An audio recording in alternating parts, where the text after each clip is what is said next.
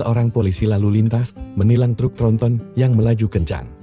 Ia terkejut saat mengetahui truk itu mengangkut puluhan prajurit TNI, memaksanya berhadapan dengan dilema antara menegakkan aturan lalu lintas dan mempertimbangkan situasi darurat. Apakah keputusan yang ia ambil mampu mengubah hubungan antara dua instansi penting? Sebelum memulai kisahnya, pastikan kalian sudah subscribe dan tuliskan di kolom komentar dari kota mana kalian menonton. Aibda Budi menaikkan kerah jaketnya, menghalau angin pagi yang terasa menusuk kulit hingga ke tulang. Ia berdiri tegak di samping mobil patwalnya, matanya tajam mengawasi setiap kendaraan yang melintas di jalan raya utama kota. Pagi itu, ia dan timnya sibuk menggelar operasi penertiban. Pelanggaran demi pelanggaran mereka tangani, mulai dari pengendara motor yang menerobos lampu merah, hingga mobil pribadi dengan STNK yang sudah kadaluarsa. Hingga akhirnya, sebuah truk tronton melintas dengan kecepatan yang jauh di atas batas normal dan membahayakan pengguna jalan lainnya. 90 km per jam Pak. Lapor seorang rekannya dari dalam mobil patwal. Suaranya terdengar lantang dari HTL. Batasnya di sini hanya 60. Budi mengangguk. Ia mengangkat tangan, memberi isyarat agar truk itu menepi ke bahu jalan. Truk besar itu merespons, perlahan-lahan menepi dan berhenti. Budi berjalan mendekat dengan langkah pasti dan penuh kepercayaan diri. Ia mengetuk jendela kaca kabin pengemudi. "Selamat pagi Pak. Bisa tunjukkan surat-surat kendaraan Anda?" tanya Budi. Suaranya terdengar jelas dan berwibawa, mencerminkan ketegasan seorang penegak hukum. Jendela kaca perlahan terbuka. Dari balik kemudi, seorang pria berseragam TNI menatapnya. Pangkat di seragamnya menunjukkan dia adalah Sersan Mayor. Di sebelahnya duduk seorang perwira, pangkat Letnan Kolonel. Wajahnya terlihat lelah, tetapi matanya tajam dan penuh wibawa. Tatapannya lurus ke depan, mencerminkan kehati-hatian. "Selamat pagi Pak Polisi. Ada apa ya?" tanya Sersan Mayor itu. Nadanya ramah, namun jelas ada sedikit ketegangan yang ia sembunyikan. "Mohon maaf Bapak melanggar batas kecepatan. Bapak melaju 90 km per jam, padahal batas maksimalnya 60 km per jam. Jawab Budi, sambil menunjuk rambu-rambu di pinggir jalan. "Bisa saya lihat SIM dan STNK-nya?" Ia menunggu dengan sabar. Sersan Mayor itu menoleh ke letkol di sampingnya, seolah meminta izin. "Letkol Dwi," nama perwira itu, mengangguk singkat. Sersan Mayor itu kemudian menyerahkan dokumen-dokumen yang diminta. Budi memeriksanya dengan teliti. Semuanya lengkap, valid, dan atas nama instansi militer.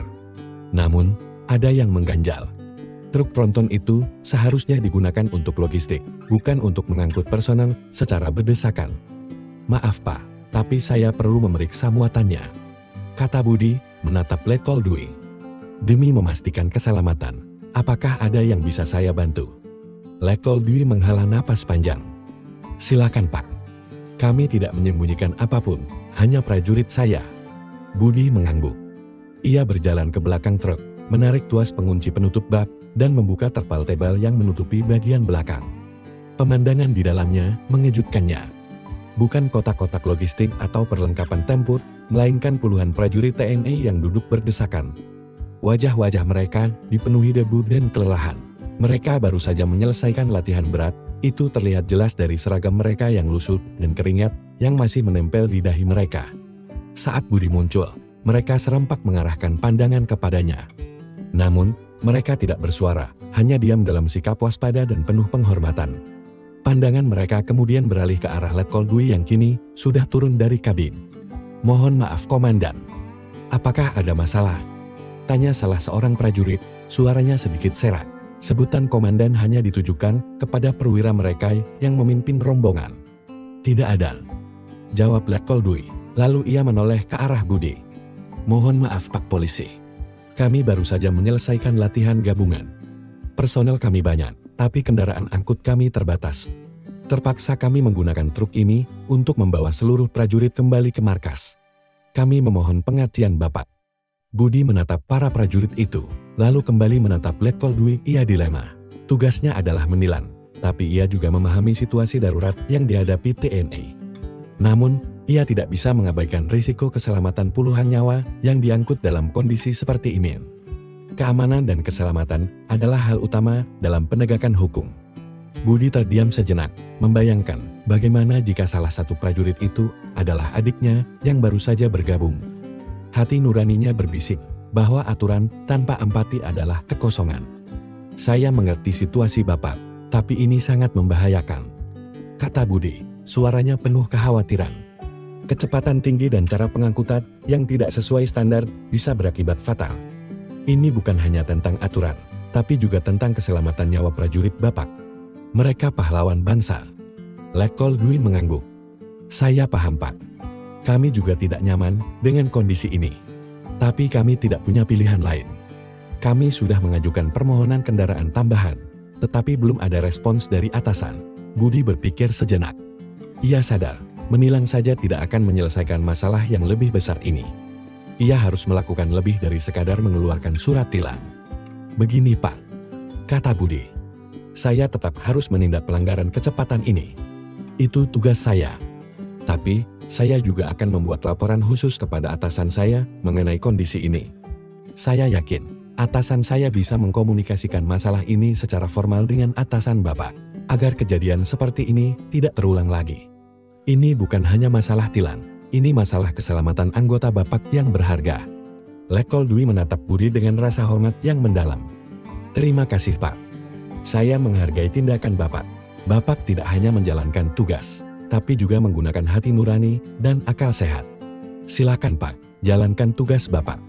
Budi mengeluarkan buku tilangnya, menuliskan pelanggaran kecepatan, dan menyerahkannya kepada Sersan Mayor. Namun, sebelum pergi, ia menoleh kembali ke Letkol Dwi.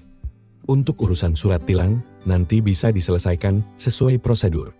Tapi saya berharap Bapak bisa menjaga kecepatan dan keselamatan anak buah Bapak sampai ke tujuan. Itu yang paling penting. Letkol Dwi mengangguk tegas. Saya jamin Pak. Setelah ini, kami akan melaju sesuai aturan. Terima kasih atas pengertiannya. Budi kembali ke mobil patwalnya, membiarkan truk besar itu melanjutkan perjalanannya. Kali ini, truk itu melaju dengan kecepatan yang lebih terkontrol, jauh di bawah batas maksimal, mengikuti aturan yang berlaku. Sesampainya di kantor, Budi segera menghadap Kompol Joko, atasannya. Ia menceritakan seluruh kejadian secara detail, termasuk keputusannya untuk menilang dan juga membuat laporan khusus. Kompol Joko mendengarkan dengan penuh perhatian. Bagus Budi. Keputusanmu sudah tepat, kata Kompol Joko setelah mendengarkan dengan saksama.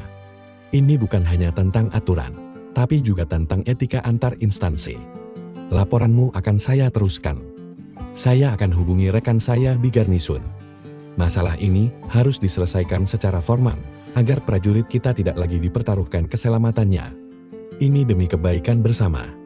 Laporan Budi menjadi dasar bagi Kompol Joko untuk berkoordinasi secara resmi dengan pihak TNI. Butuh waktu, pertemuan, dan surat menyurat antar instansi, namun proses itu akhirnya membuahkan hasil. Beberapa bulan kemudian, Budi sedang makan siang di sebuah warung soto langganannya. Tiba-tiba, ia melihat Letkol Dwi memasuki warung yang sama. Pak Budi. Sapa Dwi, dengan senyum ramah yang tulus, Pak Dwi. Budi membalas sapaan itu, ia merasa senang bisa bertemu kembali. Mereka duduk semeja, sambil menikmati soto hangat. Bagaimana kabar Bapak? Tanya Dwi. Baik Pak, Alhamdulillah. Bapak sendiri bagaimana? Alhamdulillah baik. Saya mau berterima kasih Pak, kata Dwi. Laporan Bapak waktu itu benar-benar ditindaklanjuti.